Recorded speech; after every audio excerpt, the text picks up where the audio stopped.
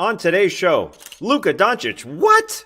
What else is there to say after that Luka Leaner? We'll try and find some words. Steph Curry is coming for that play-in tournament and the scoring crown, and the Clippers gave us a lovely moment. Yes, the Clippers gave us a lovely moment. You're smiling whether you like it or not. It's a 12-game night in the association. Let's go. I'm Taz Mellis, and this is what you need to know in the NBA for Thursday, April 15th.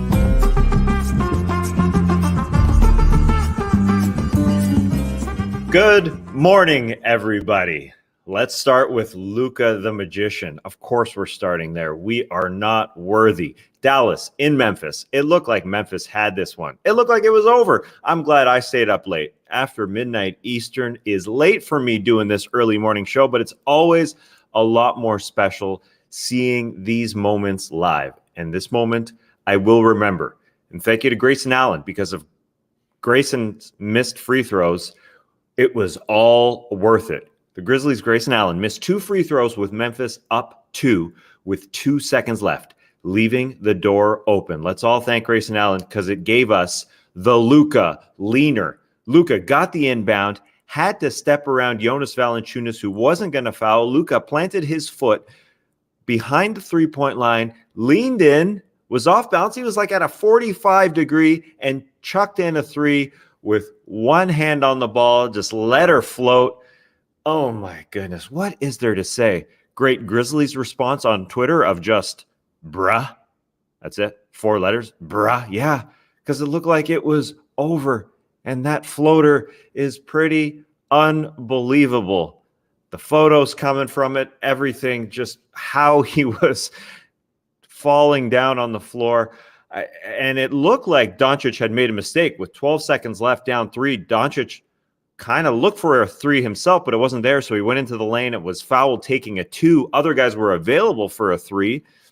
But with only 3 seconds left at that point, he got hit, went to the free throw line, hit only 1 free throw. So the Mavs were down 2. And then Grayson Allen missed those 2 free throws.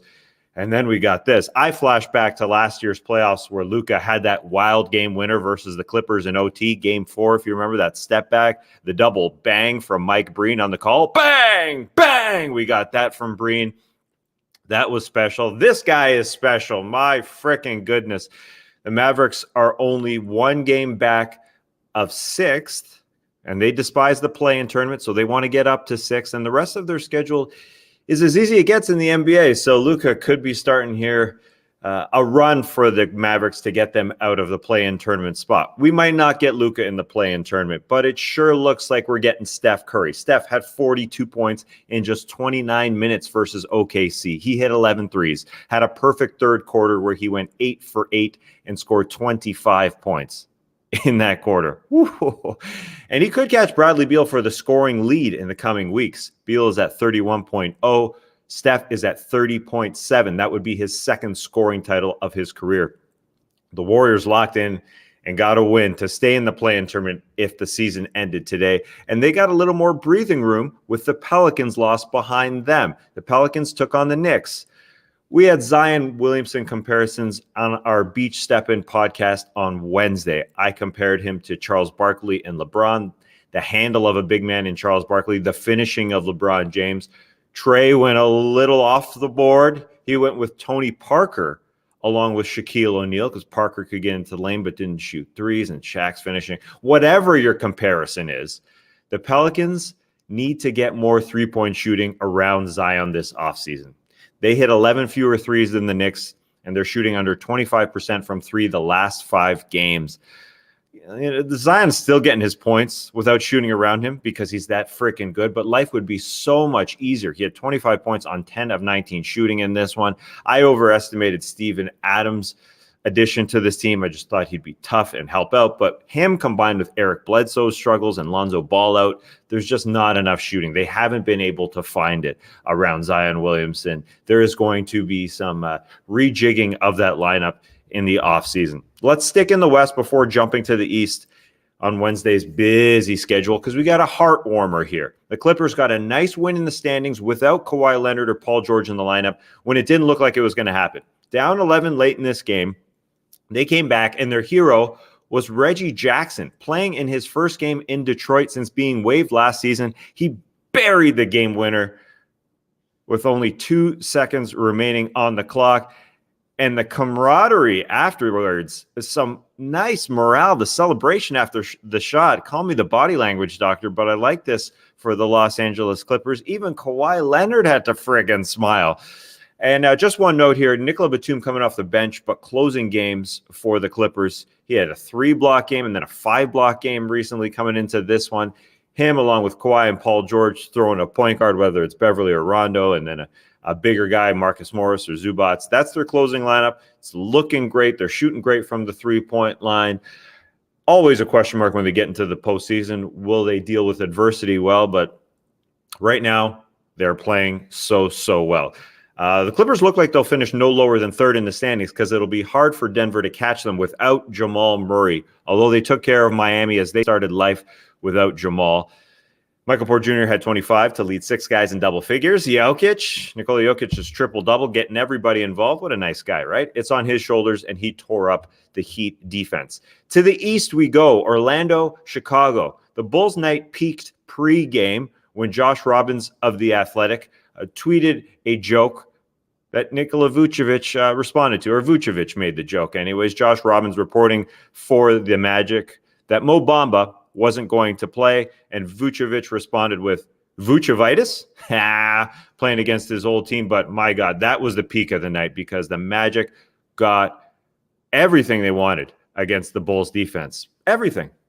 Got on the offensive glass, or cutting well on offense, getting to the hoop way too easily. Vuce had 29 points, hitting over half his shots. A good night, but my goodness, the Bulls defense, laughable. Combined with the Raptors win, Chicago only 1.5 games from being in 11th and out of the play-in tournament. They're currently in 10th. They hold the tiebreaker with Toronto if it comes to that. Are we doing tiebreakers for play-in spots now? I guess so. We absolutely are. Moving to those Raptors. Raptor forever, DeMar DeRozan came to town with the San Antonio Spurs, but this was Toronto's night. The Raps went real big. OG Anunoby was playing the 2, and he was being featured. He was banging home jumpers. Recent pickup, Khem Birch, made his first start with Toronto, giving the Raptors plenty of solidity at that center spot, something they have been lacking. Why didn't Orlando give him to Toronto just a little bit sooner? The Raptors got 6 guys in double figures, and the best 11th place team in NBA history could fight for a playoff spot because of this new format. It's not over, and it's not over for the Wizards either. As we've said on What You Need to Know many a times, Westbrook's second half of the season last year with the Rockets is where he really turned it on and played well. Well, Russell Westbrook is playing very, very, very well. His last 18 games in 31 days, so he's played 18 games in 31 days. He has had a triple-double in all but 4 of those games. He's averaging 24, 13, and 13 in that span. Thanks to StatMuse for that stat. The Wizards got a win over the Sacramento Kings. Of course, another Russell Westbrook triple-double. His 6th straight triple-double. They're tied with the Raptors for 11th in the East. Yeah, we're watching 11th spot in the Eastern Conference standings. This playoff format looks to be working. To the top, Nets, 76ers. No Harden or Durant. Harden is hurt. Kevin Durant resting on a back-to-back. So this wasn't Steve Nash sitting guys in order to give Philly fewer reps against his guys before the playoffs, although that would be great if he was doing that. No Blake Griffin or LaMarcus Aldridge either. Yes, a lot of good things happening there in Brooklyn, but nothing really to learn from this game other than Aldridge better be ready to guard Joel Embiid if they face off in the Eastern Conference Final, because that's likely where they'd meet, because Embiid torched DeAndre Jordan for 39 points. Kyrie had 37. The two were tied for first in the East coming in, but Philly's now a game up, and they got the tiebreaker. Got to love those tiebreakers. They held off a late rally by the Nets bench players. A little further down in the Eastern Conference, Milwaukee visiting Minnesota. Karl-Anthony Towns sitting out the second of 2 games because of personal reasons. His mom passed away almost a year to the day, so he was sitting out 2 games. And like the first game, it was played a little earlier in the day in front of no fans as a safety precaution in the Minnesota area. Milwaukee now 2 games back of Brooklyn for the 2 spot in the East. And some injury news. PJ Tucker played after missing 10 games. He's played sparingly since being acquired from Houston a month ago. He's going to be a player for them in the postseason. But Giannis also continuing to sit out with a knee issue. Cleveland, Charlotte. This was a bit of a Kevin Love throwback game. Playing through the 32-year-old Cavaliers big man late. What? He had 17 points. 2 more seasons left on that juicy contract. Next year, he'll be more tradable. Taurean Prince, he had one of those scorching hot games that Prince has every once in a while. 25 off the bench. Charlotte lost 3 in a row. Very unlikely they'll fall out of the play-in tournament, though. Gordon Hayward, LaMelo Ball, hopefully those guys come back soon. Last game here on the docket. Pacers beat the Rockets. India's getting healthy. They're absolutely not a pushover of a team down the stretch. And the Rockets, they're just playing out the string. There's 12 games. Try to wrap it up for you as quickly as I can. Make sure to join me tomorrow, where I'll give you the news again as fast as I possibly can. I'll see you then.